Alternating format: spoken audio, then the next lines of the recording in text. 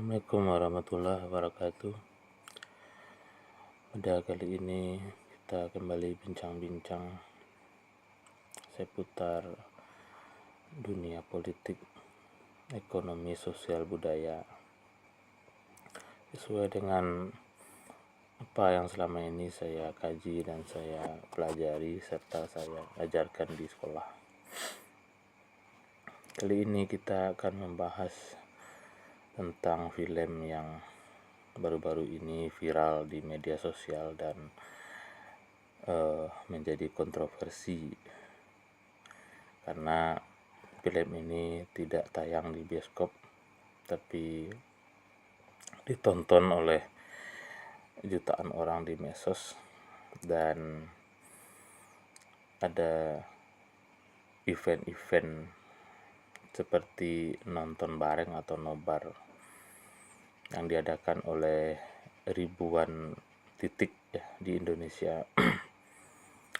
Biasanya kalau kita berbicara tentang nobar atau nonton bareng, kebanyakan yang ditonton itu adalah sepak bola atau event-event yang sifatnya hiburan ya.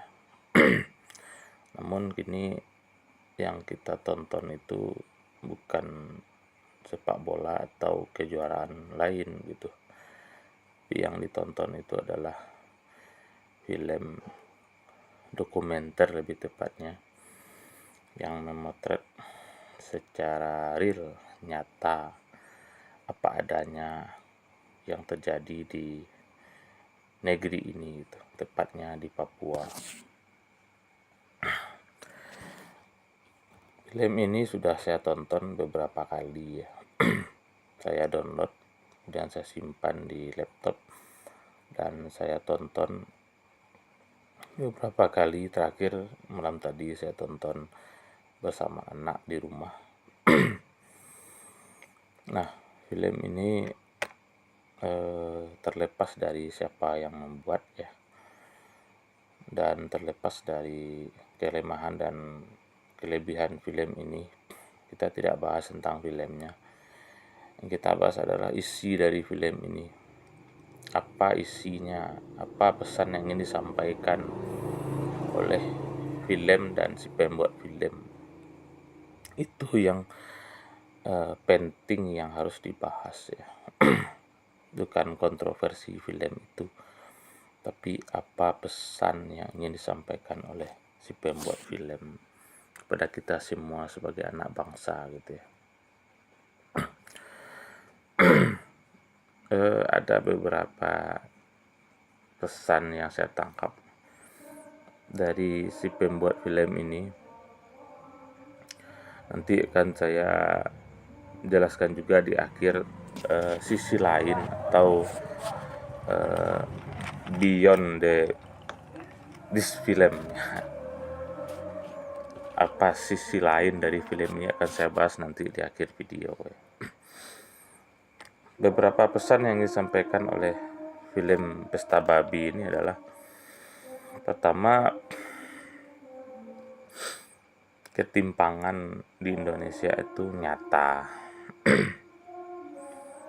Bukan sekarang saja, tapi sejak ratusan tahun. Sejak yang namanya kolonialisme Eropa itu masuk ke Indonesia, maka ketimpangan itu sudah terjadi begitu. Apa ketimpangan antara kaum elit dengan kaum bawah, itu terjadi jarak yang sedemikian jauh ya. Atau orang kaya dan orang miskin lah gitu ya, supaya lebih jelas ya. Ada jurang pembatas yang sangat dalam antara orang kaya dengan orang miskin di Indonesia, dan ini terjadi sudah ratusan tahun gitu. Saya tidak tahu pasti ya, kita tidak akan membahas seperti apa Indonesia sebelum kolonialisme ya. Yang jelas ketika bangsa Eropa itu masuk, mulai dari Portugis, Spanyol, Inggris, Belanda, dan lain-lain, maka tujuan utama dari kolonialisme itu Pertama, penguasaan kekayaan. Kedua adalah penyebaran ajaran agama gitu. Yang keempat ketiga adalah kekuasaan gitu. Kuasai, ambil kekayaannya, sebarkan pahamnya gitu. Apa yang terjadi? Bangsa Indonesia ini yang memiliki kekayaan yang melimpah, baik di atas maupun di bawah bumi, itu tidak dinikmati oleh para penghuninya gitu. Ibarat rumah, ada orang yang punya rumah itu bagus, mewah, lengkap dengan sarana fasilitasnya. Namun yang punya rumah itu tidak menikmati rumah itu. Yang menikmati rumah itu adalah orang lain gitu. Orang lain yang dia persilahkan masuk gitu. Itulah gambaran Indonesia itu. Dari dulu sampai sekarang. Kenapa ketimpangan itu terjadi? Karena si kaya memiliki akses yang sedemikian mudah terhadap kekayaan dan aset gitu.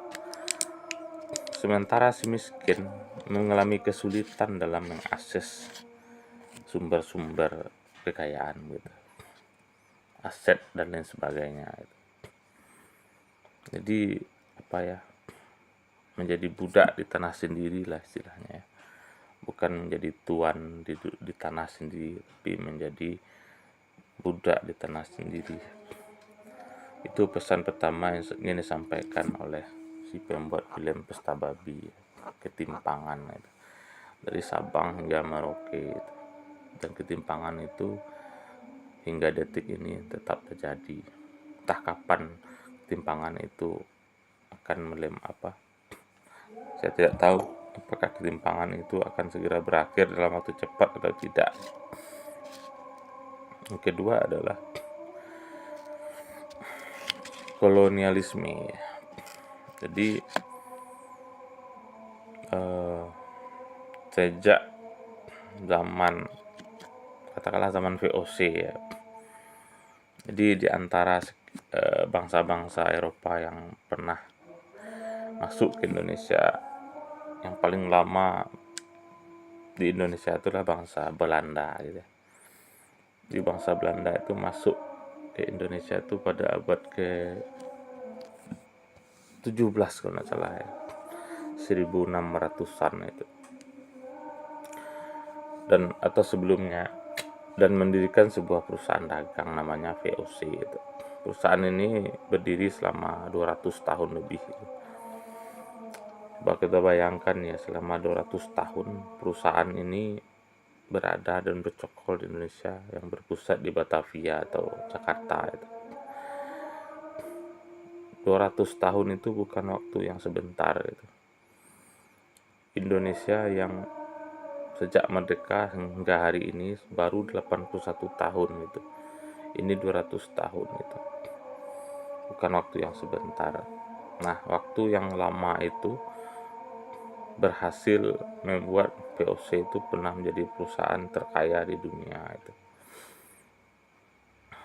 Memiliki aset yang sangat besar dan kekayaan yang sedemikian banyak gitu, pada waktu itu gitu.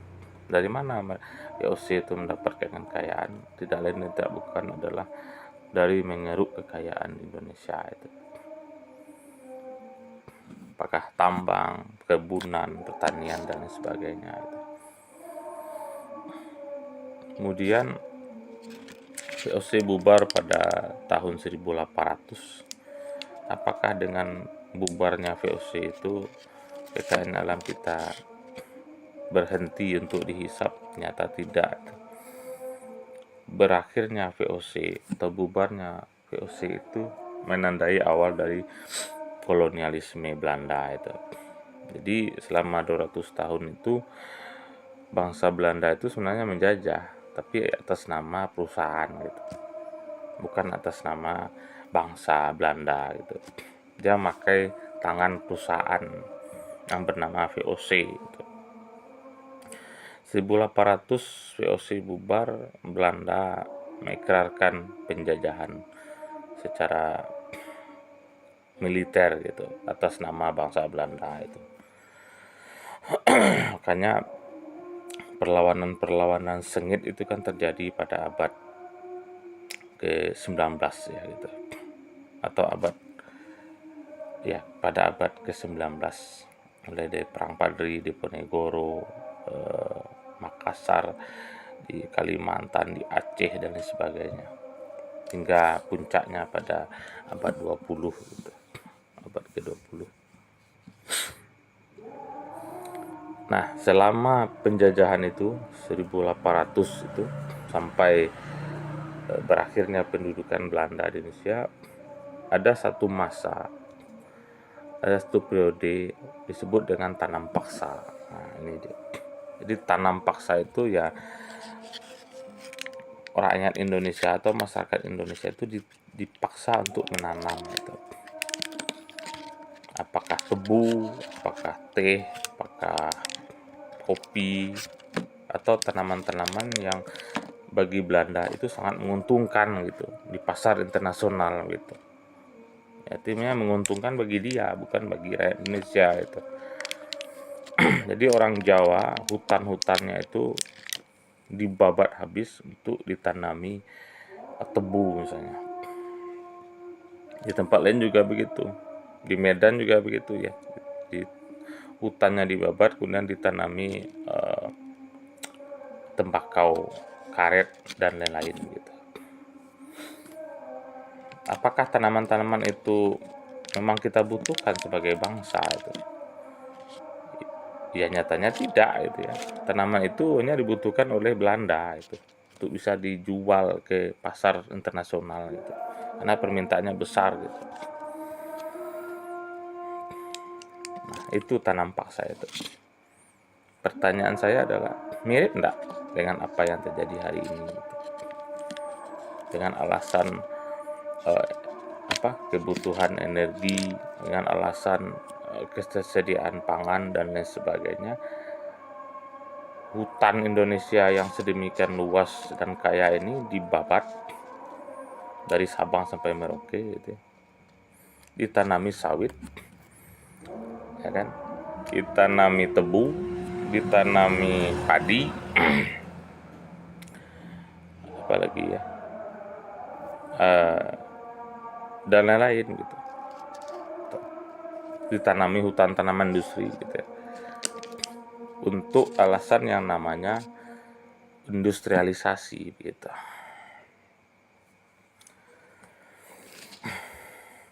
Silahkan jawab sendiri gitu ya. Itu pesan yang kedua yang ingin disampaikan oleh si pembuat film Pesta Babi gitu.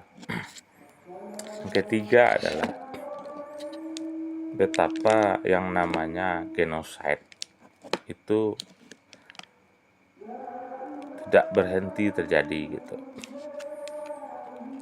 Kalau dulu ratusan tahun yang lalu kita mengenal genocide terhadap suku Indian, suku Maya, suku Inka, Aztec, Aborigin di Australia begitu kan, atau suku-suku di Afrika gitu, dieksploitasi oleh bangsa Barat gitu,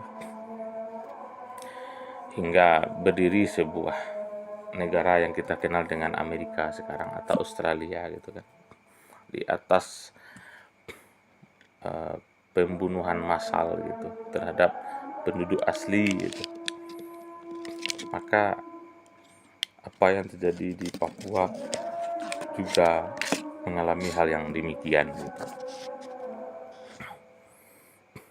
Ya. Kita tahu bahwa Indonesia sekarang gitu yang dulu kita kenal dengan negara tropis, paru-paru dunia, punya hutan tropis yang sangat luas, lebat, menjadi paru-paru dunia begitu, dan segala macamnya itu. Sekarang tahukah kita bahwa hutan yang dulu menjadikan kita paru-paru dunia itu sudah nyaris tidak ada lagi gitu. Kalau boleh saya bilang tidak ada, kalau tidak boleh saya bilang tidak ada. Nyaris paru-paru dunia itu sudah tidak ada itu. Katakanlah paru-paru itu masih ada tapi kondisinya sudah rusak gitu. Betapa tidak ya, Sumatera yang kita menjadi pulau terbesar, salah satu pulau terbesar di Indonesia, dari ujung Lampung sampai ujung Aceh itu sebagian besar hutannya sudah menjadi sawit gitu. Dan pertambangan-pertambangan lainnya. Kedua, Kalimantan yang kita kenal dulu sebagai hutan Kalimantan. Di sana banyak sekali kekayaan dan hewan-hewan seperti orangutan, ular besar begitu ya. Saking luas dan pekatnya hutan, sampai-sampai ada ular besar semacam anaconda juga di Kalimantan gitu. Tapi sekarang Kalimantan yang kita kenal dulu itu sudah berbeda jauh. Kalimantan sekarang adalah Kalimantan yang penuh dengan lubang-lubang tambang, bekas tambang, dan perkebunan kelapa sawit yang luas gitu. Sulawesi juga mengalami nasib yang sama. Kepulauan Maluku juga mengalami hal nasib yang sama, yaitu pertambangan nikel di mana-mana gitu, sehingga merusak ekosistem dan lingkungan gitu. Nah, Papua boleh dibilang masih memiliki hutan yang sangat luas ya. Namun sekarang terancam gitu. Dan apa ancamannya? Ya, silahkan tonton di film Pesta Babi itu. Adanya ekspansi, perluasan perkebunan dengan alasan food estate gitu. Ya, apalagi kalau bukan sawit, tebu dan kawan-kawan gitu. Kalau Pulau Jawa jangan ditanya ya, sudah rusak sejak zaman VOC gitu ya. Jadi apa yang dinarasikan oleh Pak Prabowo ya selama ini tentang antek-antek asing, kekayaan yang bocor dan lain sebagainya itu nyata gitu. Benar sekali itu. Kekayaan kita itu bocor setiap tahun keluar gitu. Karena tidak kelola dengan sebaik-baiknya gitu. Ya. Dan sampai sekarang tak bocor gitu.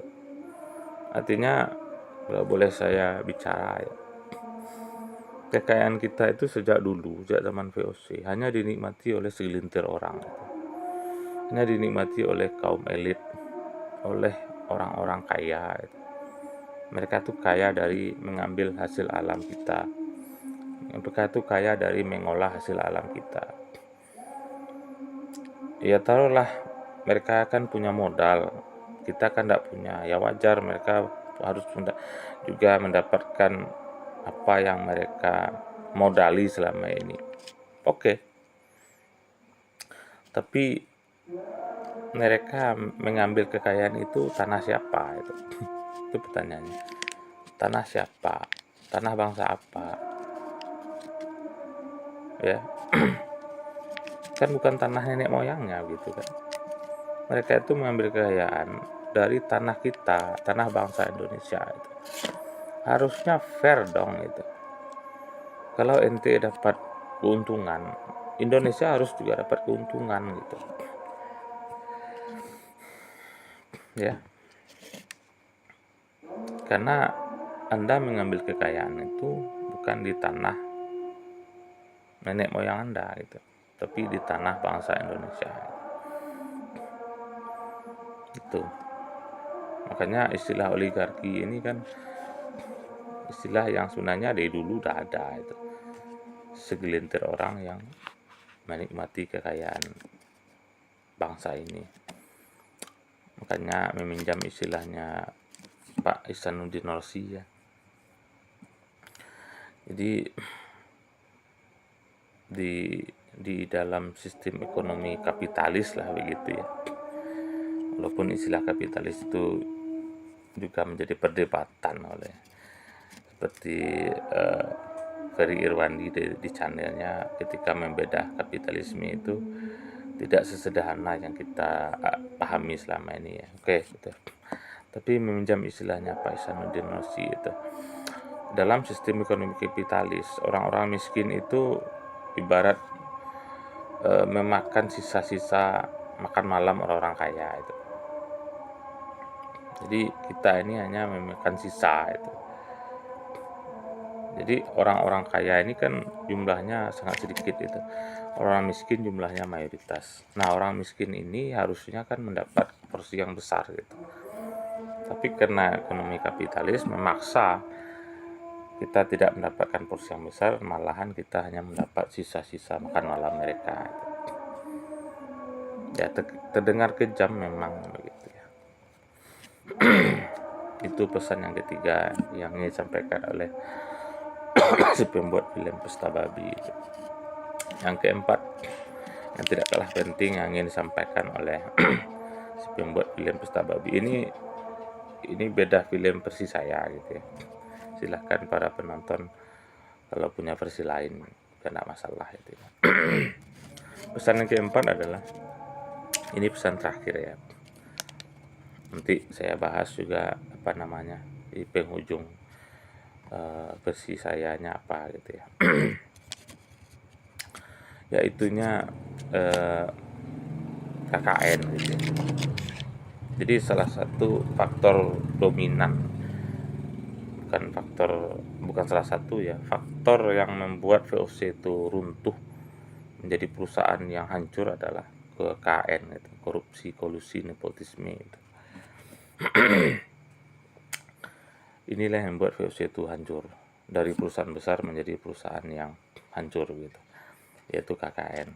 Nah, di bangsa kita juga begitu. Rusaknya ekonomi kita sejak awal kemerdekaan sampai sekarang begitu ya, penyebabnya adalah KKN itu. Sederhananya begini ya, para pejabat kita itu kan harusnya bukan berkolaborasi dengan pengusaha untuk sama-sama mengeruk kekayaan gitu. Tapi bagaimana pejabat kita ini itu perpanjangan tangan dari rakyat gitu, terhadap pengusaha itu. Gimana perannya? Perannya adalah bagaimana pejabat ini bernegosiasi dengan para pengusaha supaya kekayaan itu dibagi begitu. Dibagi untuk kesejahteraan rakyat gitu. Harusnya begitu. Ya nyatanya kan tidak begitu ya. Dan itu sudah terjadi puluhan tahun gitu, bukan sekarang saja. KKN itu sudah ada sejak bangsa ini berdiri gitu. Makanya kemiskinan itu tidak hilang gitu. Walaupun sekarang zaman sudah canggih, sudah gadget, sudah online, sudah smartphone, sudah digital, yang namanya kemiskinan tetap banyak gitu. Tetap ada, malahan makin banyak gitu. Data mengatakan orang-orang kelas menengah yang jatuh miskin itu banyak gitu. Coba bayangkan itu kedepannya seperti apa itu. Kenapa? Karena distribusi kekayaan tidak tepat. Kekayaan itu hanya dinikmati oleh segelintir orang, termasuk para pengambil kebijakannya gitu. Udah kolaborasi mereka itu. Ya tidak nuduh siapa-siapa, nuduh orang ya. Saya melihat secara general gitu. Nah, seperti yang saya sampaikan tadi di akhir video, saya akan membahas sisi lain dari film Pesta Babi ini.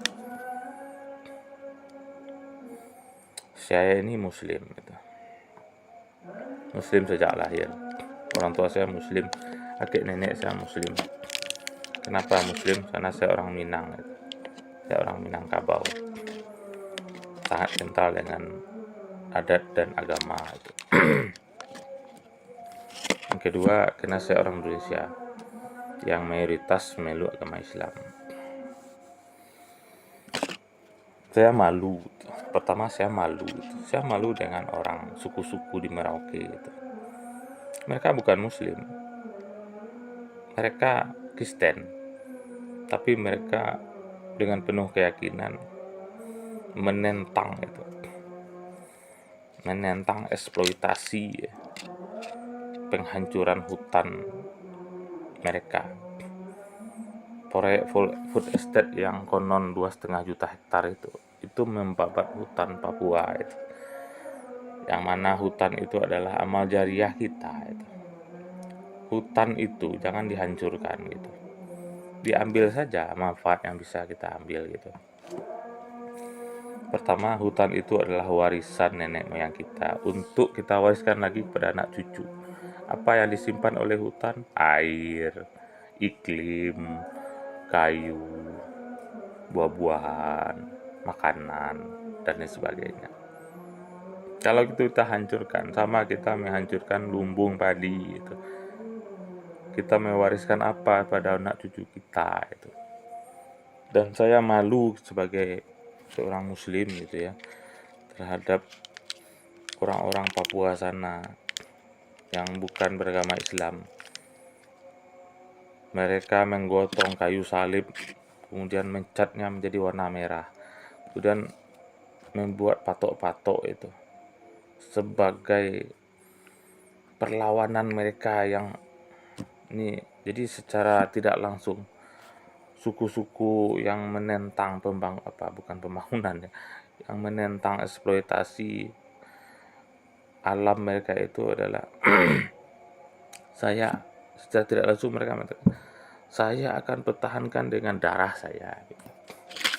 Nyawa taruhannya itu. Saya malu sekali dengan mereka itu. Dan saya marah sekali karena salah seorang pengusaha yang akan membabat hutan Papua, bukan akan ya, telah membabat mungkin ya, adalah seorang haji juga dari Kalimantan gitu. Ya kamu tahulah siapa dia itu.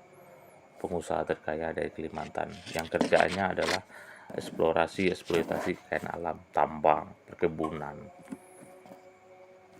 dan sejenisnya.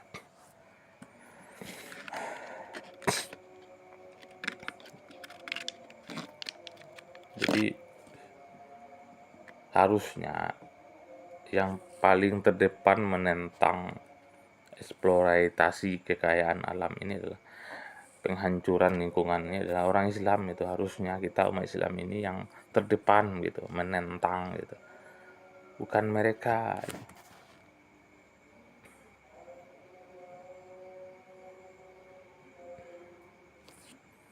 Saya ketika nonton itu dari awal itu saya sudah speechless, kehilangan kata-kata saya itu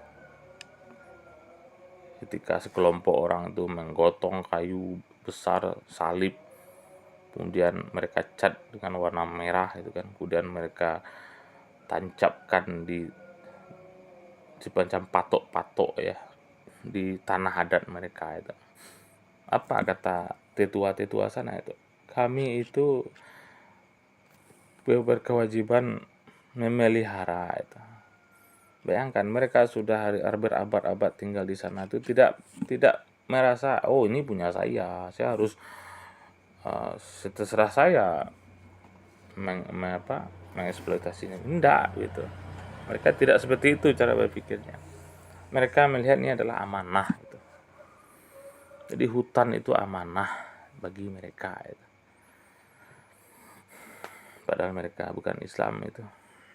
Dan kok tega-teganya itu pemerintah kita yang pejabatnya mayoritas muslim itu tidak berpikir sampai ke sana gitu. Apa ini? Ada apa ini?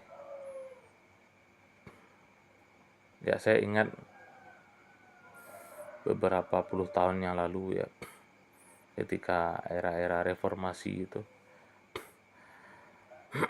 terjadi gejolak di daerah Aceh, Kalimantan, Sulawesi, Papua gitu kan.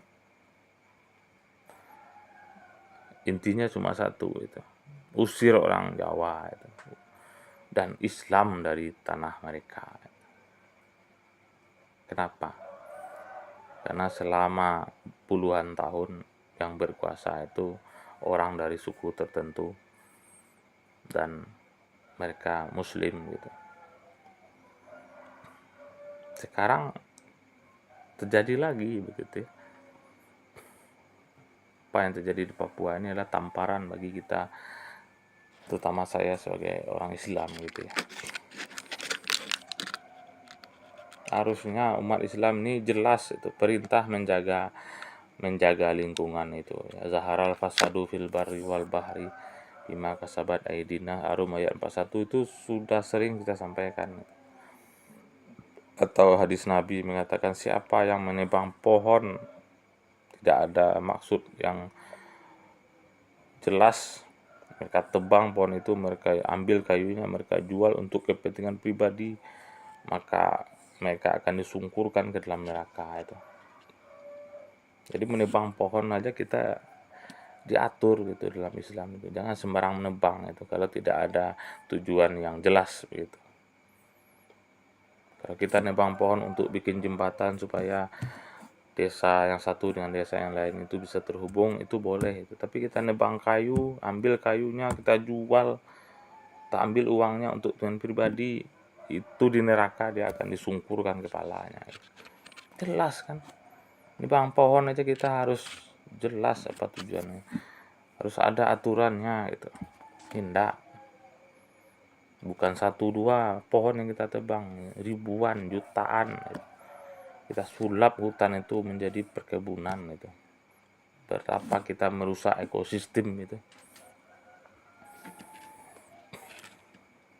Tidak ada lagi yang kita wariskan kepada anak cucu kita kalau sudah begitu gitu. Perkebunan tidak akan bisa mengembalikan hutan itu. Tambang apalagi gitu. Tambang itu yang dirusak bukan hanya hutannya, tapi tanahnya, tapi batunya kita keruk, kita ambil kayaknya dan kita biarkan terbengkalai begitu ya. Jadi itu mungkin ya terlalu panjang video ini untuk membahas film Pesta Babi gitu ya. Silahkan bagi yang belum nonton silakan tonton. Jangan berpikir negatif dulu ya, nonton dulu filmnya itu. Jangan kita berpikir oh ini ada tujuan politik bla bla. Tolong buang itu dulu ya. Nonton dulu filmnya itu. Itu saran saya itu. Jangan berpikir yang bukan-bukan gitu. Apalagi berpikir George Soros ya. Antek-antek asing jangan. Oke, demikian saja, mudah-mudahan bermanfaat. Assalamualaikum warahmatullahi wabarakatuh.